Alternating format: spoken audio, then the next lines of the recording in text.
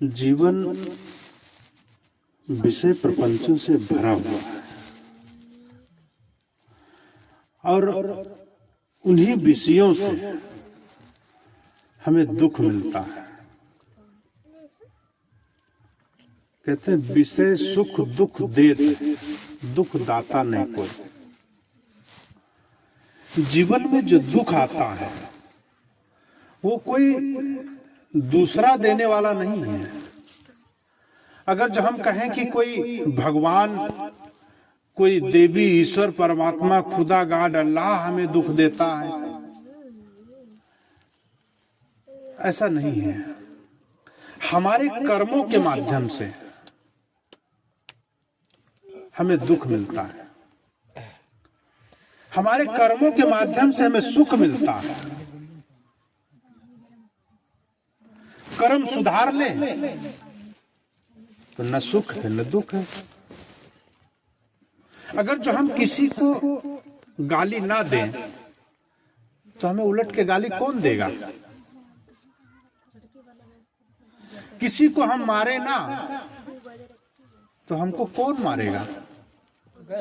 किसी के खेत से हम कोई सामान ना चुराएं तो हमें दुख क्यों होगा? हमें पुलिस, थाना, कचहरी, कोर्ट क्यों जाना पड़े? ये इन्हीं विषयों के माध्यम से जो हमें सुख मिलता है, जो दुख मिलता है, इन्हीं को हम सुधार लें, हम सुखी हो गए। इन्हीं को हम बिगाड़ लें तो हम दुखी हो गए। इसलिए आंख, कान, नाक, जीभ, त्वचा, ये हमारे जो विषयों के जो यंत्र हैं हमारे पास में, इन्हीं से हम सुनते हैं, देखते हैं, बोलते हैं। अगर जो हम अच्छा सुनेंगे, अच्छा सुनेंगे तो हमारे मस्तिष्क में अच्छे संस्कार बनेंगे। अच्छा नहीं सुनेंगे तो अच्छा संस्कार नहीं बनेगा, और जब संस्कार नहीं बनेगा तो हमें दुख होगा, हमें पीड़ा होगी, हमें तकलीफ होगी, परिवार में हलचल होगा, और जब परिवार में हलचल होगा तो हमारा जीवन दुखी होगा। उन्हीं दुखों से बचने के लिए, उन्हीं दुखों से बचने के लिए इस संतों की संगत की जाती है। उन्हीं दुखों से बचने के लिए सत्संग सुना जाता है।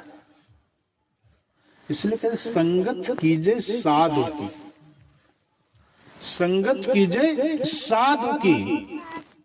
अगर जो हम साधु की संगत करेंगे, संतों की संगत करेंगे तो हमारे मन के अंदर जो व्याधियां वो हटेंगी, मन प्रपंचों से दूर हटेगा और प्रपंच से हट करके प्रवचनों के तरफ मुड़ेंगे। हमारा प्रवचन के तरफ मन मुड़ेगा, अच्छी बातों को सुनने के लिए मन लालायित होगा, तब हमारा जीवन स्वर्ग हो जाएगा। जिस स्वर्ग की कल्पना हम ऊपर करते हैं, मन मस्तिष्क से सोचते हैं, हमने पूर्वजों के माध्यम से सुन रखा है, अपने दादा दादी, चाचा चाची, नानी नाना से हमने सुन रखा है। अब जैसे इन बालकों को हम जो सुना देंगे वो बालक वही रटेंगे।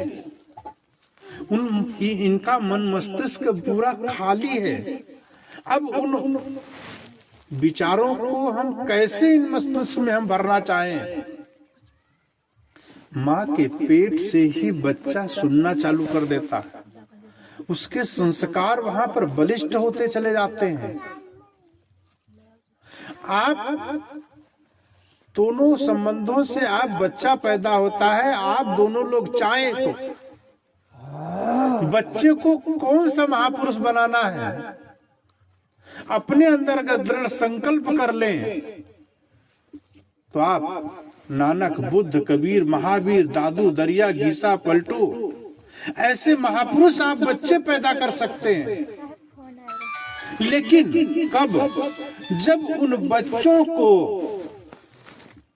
अपने अंदर उन महापुरुषों की जीवनियां, अपने महापुरुषों का साहित्य, उन महापुरुषों का दर्शन जब अपने चित्त के अंदर जब प्रवेश करेगा, चित्र जैसा चित्र का दर्शन करेगा वैसे चित्त पे हमारे अंकित हो जाता है। इसलिए अपने घर में महापुरुषों का चित्र लगाना चाहिए, संतों का चित्र लगाना चाहिए। जिस कमरे में आप सोते हैं वहां पर उन चित्रों को लगाना चाहिए। उन चित्र को लगाने से हमारे चित्त में जो उनका चित्र अंकित होता है, जो उनकी जीवनी अंकित होती है, जो उन्होंने किया है, वीर लोगों ने, वीरांगनाओं लोगों ने, संतों ने, महापुरुषों ने जो अच्छे काम किए हैं, उनकी जो खुशबू, उनका जो जीवन दर्शन है जब याद आता है तो मन मस्तिष्क के माध्यम से हमारे चित्त पे उनके संस्कार बलिष्ठ होते हैं। और जैसा जैसा हम सुनते हैं, जैसा जैसा हम देखते हैं, जैसा जैसा हम करते हैं, उन्हीं संस्कारों के माध्यम से हमारे अपने बच्चों को, माँ के पेट में जो गर्भ में बच्चा पल रहा है, उसके अंदर संस्कार बलिष्ठ होते हैं। और उसके बाद में जब बच्चा संस्कारवान, जब इस तरीके से अगर जीवन जीते हैं, इस तरीके से हम घर परिवार में माहौल बनाते हैं, सत्संग, साहित्य, सदग्रंथों का जब माहौल बनाते हैं, आश्रम में जाकर के संत गुरुजनों का दर्शन करते हैं, तब हमारा जीवन तो होता ही सही है।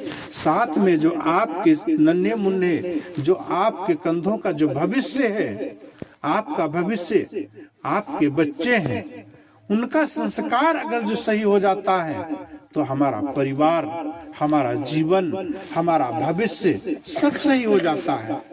किससे दुखी है आप? अपने बच्चों से। किसी के घर में जाओ, अपने दुखों से इतना दुखी नहीं है जितना बच्चों से दुखी है। कि बच्चे हमारे गलत ना हो जाएं, बच्चे कहीं गलत रास्ते पे न चले जाएं, बच्चे कहीं कोई गलत संगत न पकड़ लें। इसलिए बच्चों को, बच्चों के लिए आदमी दिन भर सोचता है। उनको सुधारने के लिए हमें सुधरना पड़ेगा, उस माहौल में ढालना पड़ेगा, उस माहौल में हमें जीना पड़ेगा और उनको उसी माहौल में ढालने का प्रयास करेंगे। हम पिताजी के पैर छूते हैं, हम माँ के पैर छूते हैं, बड़े भाई बहनों के पैर छूते हैं, बच्चे देखते हैं। और जब बच्चे देखते हैं संस्कार पड़ता है और बच्चे भी जा करके माँ बाप के, बड़े भाई बहनों के पैर छूते हैं। हम नहीं छुएंगे तो बच्चे भी नहीं छुएंगे। हम अगर जो माँ बाप की सेवा नहीं करेंगे, हम अगर जो बड़े बूढ़ों को एक गिलास पानी नहीं देंगे, बच्चे नहीं सीखेंगे। और जब बच्चे नहीं सीखेंगे तो बच्चों के अंदर संस्कार नहीं बलिष्ठ होगा और उन्हीं से दुख हमें बाद में मिलेगा, क्योंकि मैंने किया नहीं है तो मुझे मिलेगा नहीं। अगर जब मैं गज बूढ़ों की सेवा किया होता, माँ बाप की सेवा किया होता, बड़े बूढ़ों का कहना माना होता, तो आज इन बच्चों के जीवन में संस्कार पड़ा होता, तो मुझे उन बच्चों को बताना नहीं पड़ता। एक बहू घर में आती है,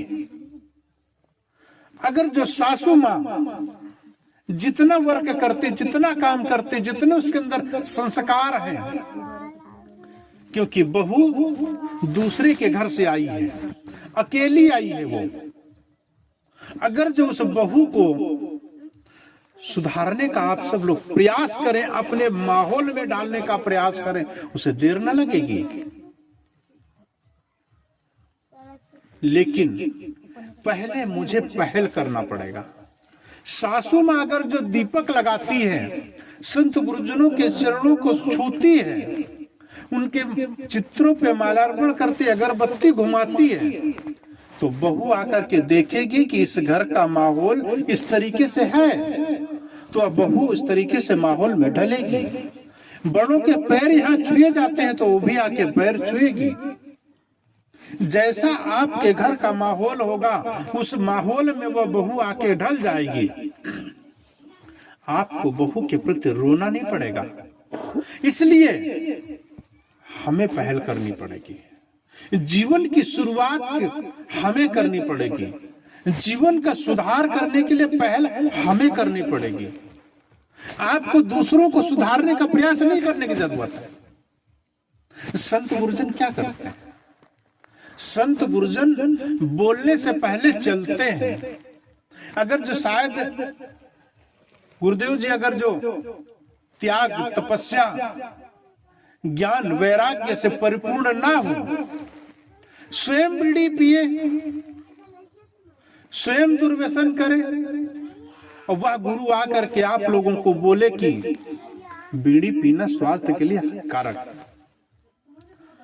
जब स्वयं बीड़ी पीता है, स्वयं दुर्व्यसन ग्रस्त है, स्वयं विषय प्रपंचों में वो ग्रस्त है और दूसरों को शिक्षा देता है तो उसकी शिक्षा न लगेगी। इसलिए संत गुरुजन बोले या ना बोले, कहीं पर कुटिया बना करके रहते हैं। कभी उन्होंने प्रवचन नहीं किया, कभी उन्होंने भजन नहीं सुनाया, कभी लोगों को नहीं चेताया, लेकिन कुटिया पे बैठ करके अगर उन्होंने भजन किया है, कुटिया पे बैठ करके उन्होंने त्याग किया, तपस्या किया, ज्ञान और वैराग्य उनके जीवन में झलकता है तो उसकी खुशबू उसके चारों तरफ फैलती है, यहां तक कि पूरे देश में फैलती है। कितने संत गुरुजन हैं, कभी उन्होंने प्रवचन नहीं किया लेकिन ज्ञान वैराग्य से जीवन जिया। इसलिए संत गुरुजनों के चित्र अपने घरों में लगाना चाहिए। उनके दर्शन रोज नहीं मिलते हैं तो सुबह उठ करके उन्हें नमन करना चाहिए। उनका चित्र अपने जीवन में, अपने चित्त में दर्शन करना चाहिए। गुरु का दर्शन करने मात्र से ही, गुरु का दर्शन करने मात्र से ही जीवन सफल हो जाता है। क्यों? ये आंख का विषय है। जैसा देखेंगे वैसा चित्त पे चित्त अंकित हो जाता है, उसके संस्कार बनते हैं। इसलिए संत गुरुजनों का दर्शन करना चाहिए। रोज रोज नहीं मिलते हैं, इसलिए अपने घर में चित्र की जरूरत है, इसलिए लगाना चाहिए। आंख का विषय है। आंख को जैसा दिखाएंगे वैसा वो देखेगा, क्योंकि इसके पीछे में हम है, पीछे में हमारा मन है। इन्हीं विषयों से सुख मिलता है और इन्हीं विषयों से दुख मिलता है। हमें कोई सुख और दुख देने वाला नहीं है। अगर जो अपने जीवन में हमने सुबह से शाम तक जैसा भी हम वर्क करते हैं, जैसा ही काम करते हैं, शाम को उसका पूरा का पूरा निचोड़ हमारे जीवन का हमारे सामने खड़ा होता है और उसी जीवन, उसी सुबह से शाम तक का जो परिणाम आता है, अगर गलत काम आपने किया है तो कर्मटे बदलते रहेंगे, नींद नहीं आएगी। और जब नींद नहीं आती है तो पूर्व में जो किए हुए कर्म है सुबह से शाम तक या उससे पहले, उन्हीं विचारों को, अपने विचारों को फैलाते रहते हैं, सोचते रहते हैं, नींद नहीं आती है। जिस किसी ने सुबह से शाम तक अच्छा काम किया है, उसके जीवन में गलत काम नहीं हुआ है, किसी की हिंसा नहीं हुई है, किसी को हमने गलत तरीके से विचारों से उसको हमने दुख नहीं पहुंचाया है, बिस्तर पर जाते ही जाते बहुत जल्दी नींद आ जाती है। नींद जिस व्यक्ति को आ जाती है तो आप समझ लीजिए कि वह व्यक्ति अपने विचारों से स्वस्थ है, अपने विचारों से मुक्त है। मुक्त क्या है? यही तो मुक्ति। अपने से जो पृथक है ताय तज मुक्ति हुई। मुक्ति मुक्ति सब कहते हैं।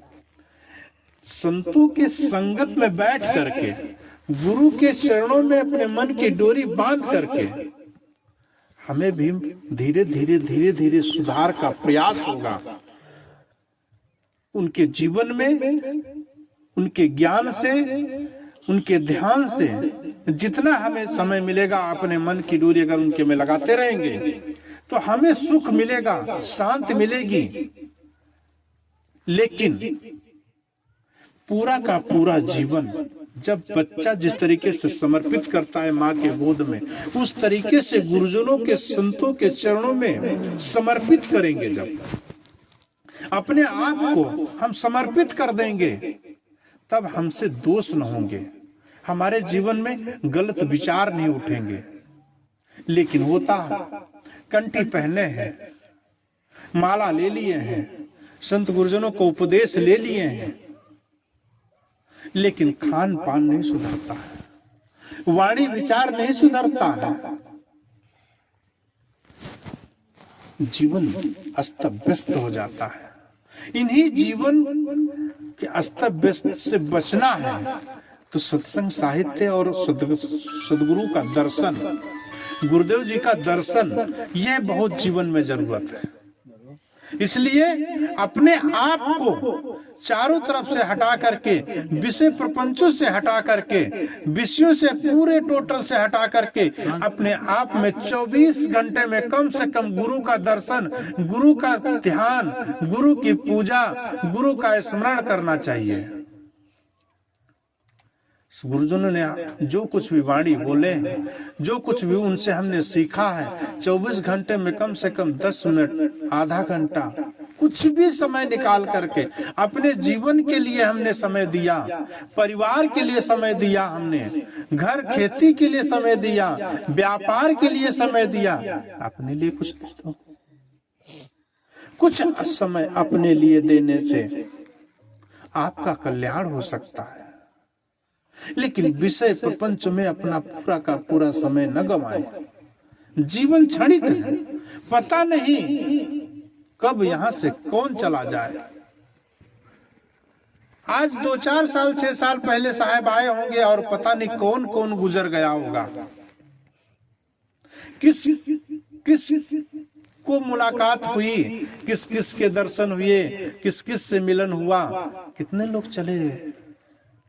जीवन बहुत बहुमूल्य है। जीवन को समझें। मनुष्य का तन मिला है, इस तन को ठीक से प्रयोग करना चाहिए। अगर जब ठीक से प्रयोग करेंगे, और इस ठीक से प्रयोग करने की चर्चा, ठीक से प्रयोग करने का ज्ञान संत गुरुजन देते हैं। उनके माध्यम से हमें पता चलता है कि यह शरीर हमारा बहुत बहुमूल्य है।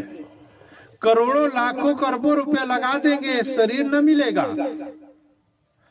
आप किसी दूसरे से एक आंख मांगे, कोई नहीं देगा, कोई हाथ मांगे न देगा। इतना अच्छा शरीर, और अच्छे शरीर में आप गलत तरीके से आप विचार डालेंगे, गलत तरीके से खान पान डालेंगे, तो ये शरीर नरक बन जाएगा, शरीर रोगी बन जाएगा, मन व्यथित हो जाएगा और जीवन नरक हो जाएगा। नरक और स्वर्ग की कल्पना जो ऊपर करते हैं, ये परिवार में हम करें।